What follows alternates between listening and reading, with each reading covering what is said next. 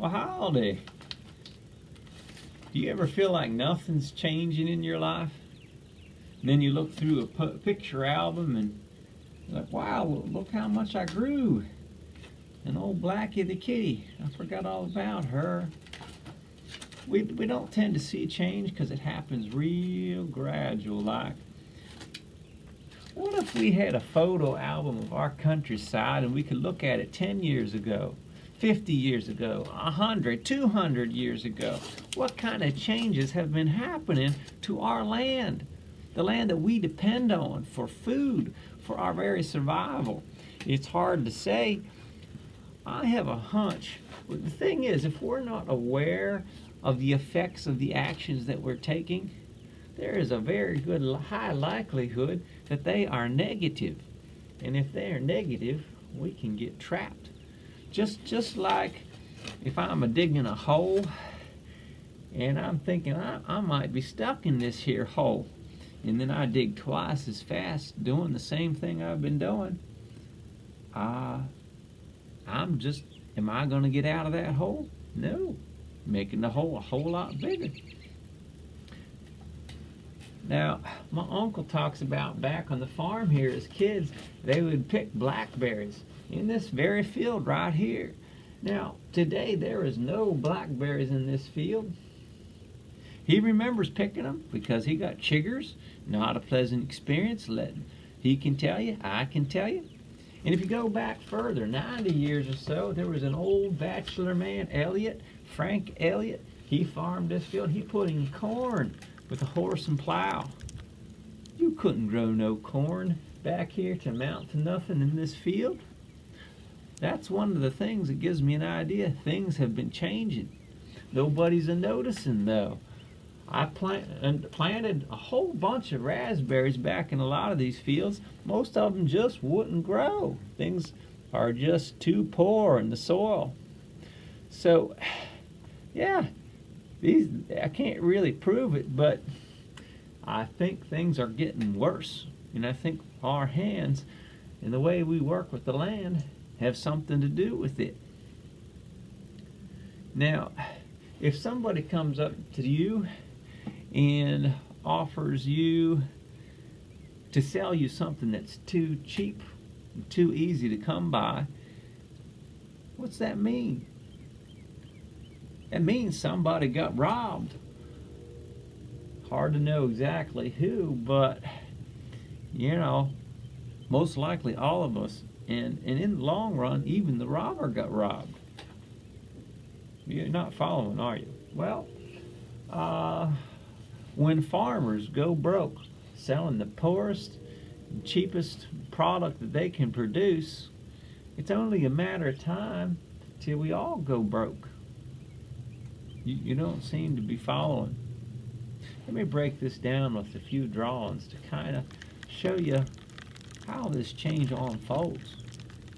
Now here we have a cross section of a healthy stream.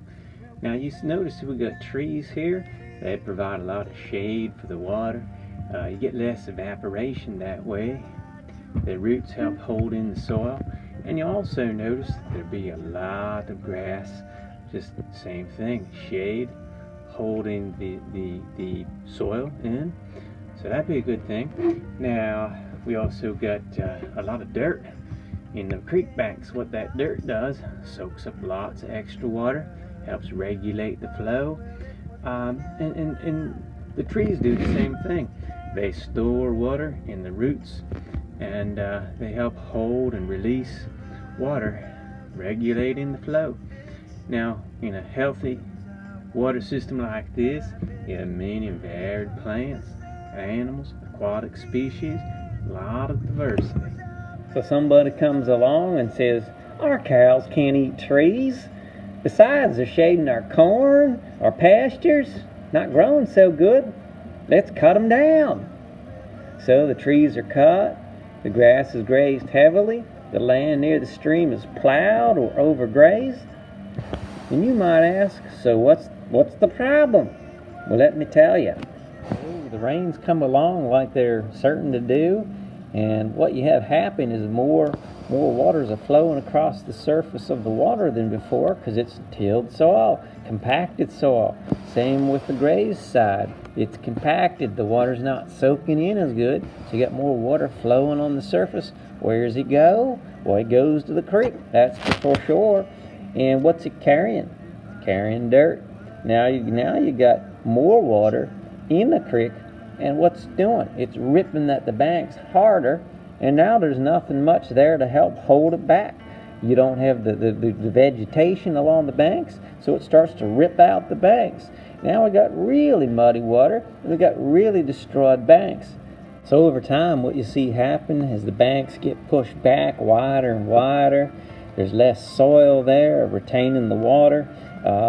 Might be just cut a little bit deeper, and this functions as a water drainage system, but not as an ecosystem or water storage.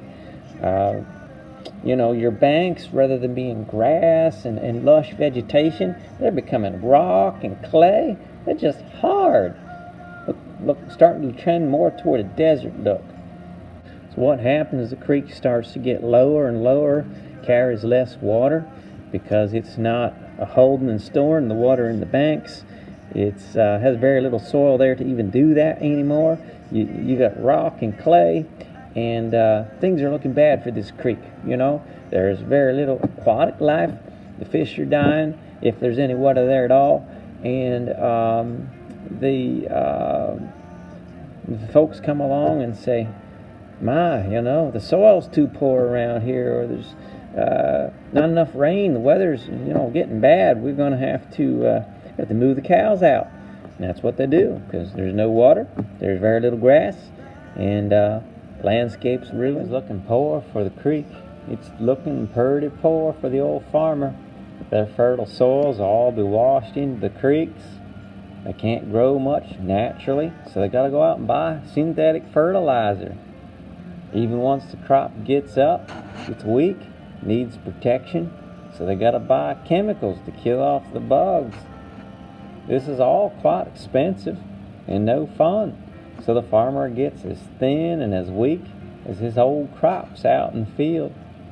He has to up and sell the farm, and up pops some old houses, some new houses, along with more roads, rooftops, parking lots, which shed water faster than his compacted fields.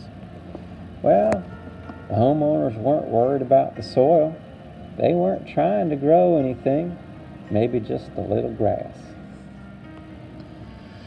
Of course, nobody was really thinking about what was happening underground because they couldn't see it. A well was drilled for the new house. Think of a well as a straw being put into a glass of water. You can draw water up into your house that way. And this is just fine until the glass of water is empty. Another change started to creep up that people didn't really notice. The springs were slowly drying up, and they fed the streams. So some of the smaller streams began to go dry earlier and earlier into the summer. But who really cares anyhow? Besides, the water's not safe to drink anymore. You need to install water filtration systems to drink the water. Towns had to add costly chemicals like chlorine and fluoride. The weather became more fluctuating, temperatures more erratic and extreme, the crops more and more dependent on regular rainfall, and in turn irrigation.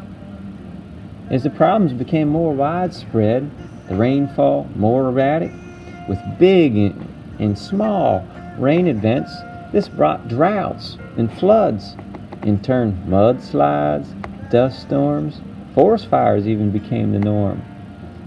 But down in the development, there's talk. The evening news found the problem.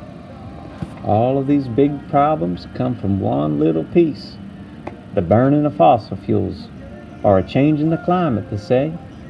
The solution? Simple. Expensive carbon taxes for all. Meanwhile, all this damming and diking and drilling and dredging and digging and taxing, it was getting right down expensive. What led the farmers to go bankrupt? was beginning to bankrupt the community. What led the farmers to leave the land? Will lead the city dwellers to flee the crumbling cities. Just more of the same little problem. Treating that soil as if it were dirt, cheap, worthless, rather than alive, precious, something that our very lives depend on. Do you remember when I said if something's too cheap or too easy, somebody's been robbed? Well, all these problems that we've been talking about, it's because people have been robbing their mother. Mother Nature, that is. And when Mother has no more left to give, we're all going to go a-hungering and a-thirsting.